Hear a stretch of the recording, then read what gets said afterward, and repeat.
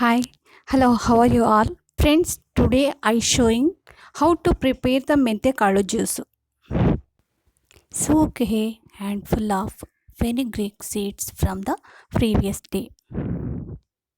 Ingredients for juicing: a handful of fenugreek, a cup of coconut milk, a cup of jaggery, as much ghee as you like. Grind the coconut milk beforehand and filter the milk.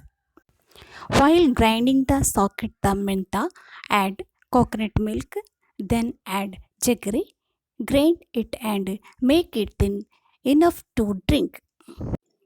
If we drink juice for a month, we will give us a naturally strong and healthy body.